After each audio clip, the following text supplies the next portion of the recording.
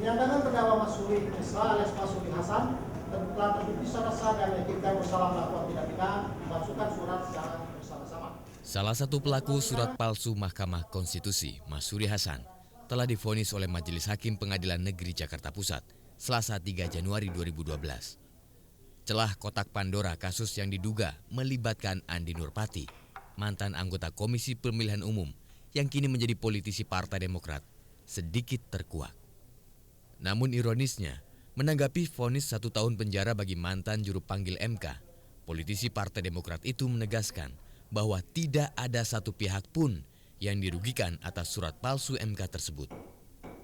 Sesungguhnya pasal yang dikenakan kepada saudara Masuri tidak merugikan pihak lain ya dari akibat daripada surat tersebut, karena KPU sudah merevisi keputusannya yang kemudian mengembalikan kepada amar putusan. Artinya tidak lagi menggunakan surat yang dikatakan palsu itu, sehingga dampak atau hasil hukumnya itu apa? Kecuali yang dilantik itu adalah orang yang memang dan menggunakan surat yang dikatakan palsu. Ini kan tidak, sudah direvisi oleh KPU dan itu yang dilantik dan menjadi anggota DPR. Jadi tidak ada pihak yang dirugikan dari akibat itu karena sudah direvisi oleh KPU. Penegak hukum hingga kini belum menyentuh aktor intelektual di balik surat palsu MK tersebut. Padahal dalam panja mafia pemilu di DPR telah jelas disebutkan bahwa surat palsu tersebut dibuat secara bersama-sama, termasuk oleh Masuri Hasan. Bahwa dia membuat surat palsu secara bersama-sama. Apa artinya? Dia tidak sendiri. Maka pada saat kemudian diputuskan bersalah, dihukum pidana 1 tahun, maka sebenarnya bersama-samanya itu ada yang lain. Nah yang lain itu betul, satu, Masuri itu siapa? Orang cuma pesuruh kok. Masa dia gitu kan? Pasti ada orang yang nyuruh. Kalau saya melihat peran antara segitiga itu, KPU, MK, dan kemudian si orangnya dalam hari ini yang membutuhkan, ya 3 itu yang kemudian mesti diuji. Sementara bagi Ketua MK Mahfud MD, divonisnya mantan juru panggil MK menjadi bukti yang menunjukkan bahwa surat palsu MK tersebut memang ada. Nah, logika biasa sekarang, logika ya, kalau berdasar vonis ini, kan menjadi jelas bahwa surat palsu itu memang ada. Yang membuat sudah ada, akibat hukum sudah pernah ada, yaitu pernah digunakan oleh KPU. Nah, kalau begitu kan sebenarnya Masuri ini hanya pemula kalau saya ya.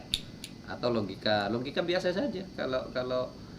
Kalau pembuatnya sudah ada, yang dihukum berarti suratnya itu ada dong. Kan gitu. Nah sekarang kalau alasan kok belum ditemukan surat palsunya, lah ini kok dihukum pakai apa? Kan gitu aja. Sebelumnya, semua pihak yang diduga tersangkut perkara surat palsu MK, termasuk Andi Nurpati, Arsyad Sanusi mantan hakim MK, dan mantan caleg Dewi Yassin Limpo, membantah terlibat.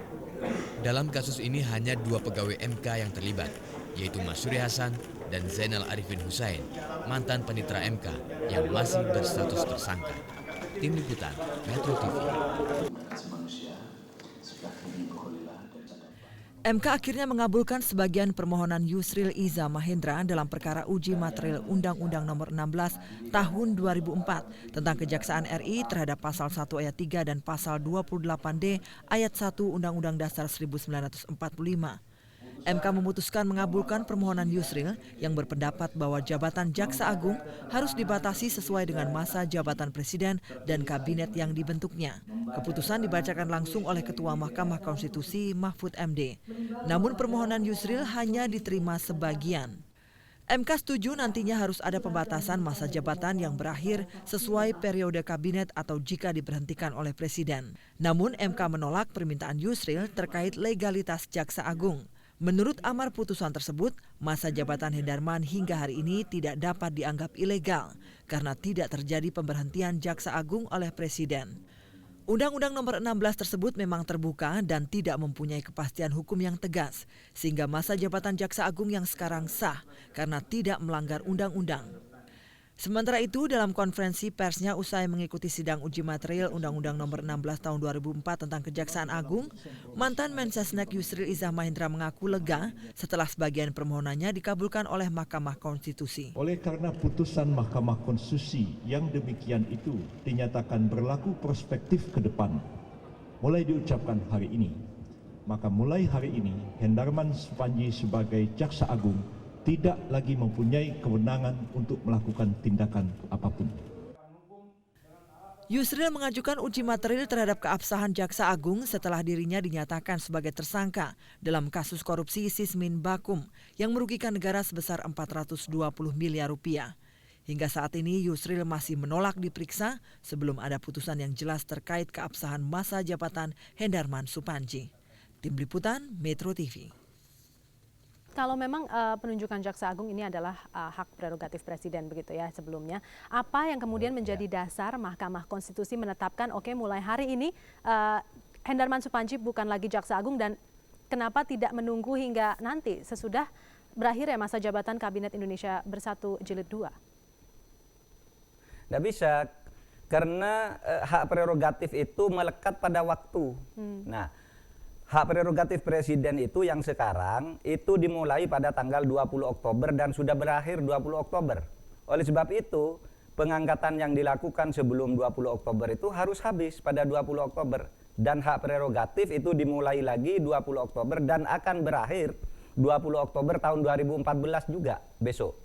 Oke. Jadi tetap hak prerogatif kalau itu. Baik, kalau cuma harus ditandai dengan SK. Harus ditandai dengan SK pengangkatan ya Pak ya? Iya, SK pengangkatan ya. Jika kemudian Presiden tidak mengeluarkan SK pengangkatan ini, jika Presiden tetap berprinsip bahwa Hendarman Supandji tetap Jaksa Agung, lalu apa yang akan terjadi Pak Mahfud? Ya, konsekuensinya segala tindakan hukumnya itu menjadi tidak punya nilai hukum. Artinya tidak ada gunanya.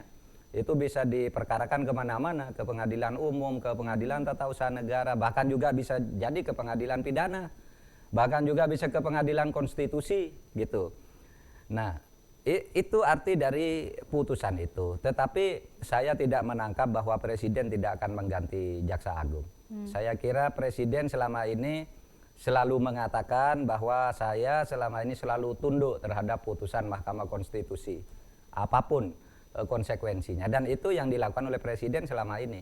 Saya kira urusan Jaksa Agung ini urusan sangat kecil bagi Presiden, sehingga tidak terlalu sulit lah untuk segera mengambil langkah yang tepat sesuai dengan putusan MK. Baik, Pak Mahfud, apa pengaruh putusan MK ini terhadap kasus Sismin Bakum yang mengaitkan Yusril Iza Mahendra? Tidak ada pengaruhnya, karena begini, tindakan Kejaksaan Agung itu dilakukan oleh Kejaksaan sebagai institusi yang punya tugas-tugas fungsional yang permanen, yaitu menyidik, mencegah, dan melakukan proses-proses dalam hukum pidana. Itu fungsi Kejaksaan, bukan fungsi Jaksa Agung.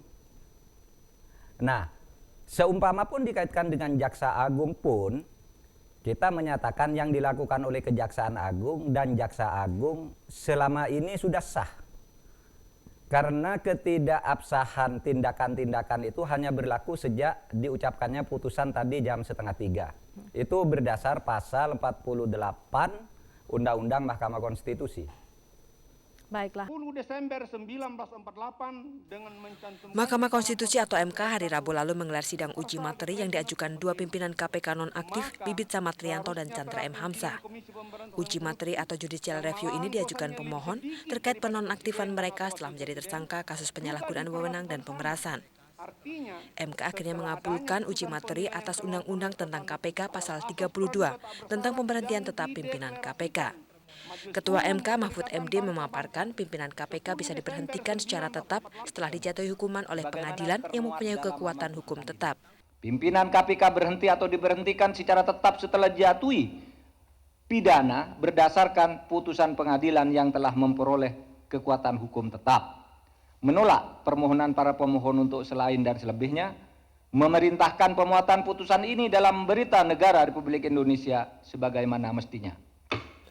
Sejak putusan MK ini, maka Bibit dan Chandra dikembalikan pada posisinya semula sebagai pimpinan KPK. Sebelumnya pada Senin malam, Presiden Susilo Bambang Yudhoyono telah menginstruksikan kepada Polri dan Kejaksaan Agung agar kasus hukum Bibit dan Chandra diselesaikan di luar pengadilan. Perintah ini dikeluarkan Presiden untuk menanggapi desakan dari tim 8 yang meminta kasus hukum Bibit dan Chandra dihentikan. Meski demikian, hingga kini belum ada keputusan resmi terkait penghentian kasus Bibit dan Chandra baik dari Kejaksaan Agung maupun Polri. Tim Liputan Metro TV.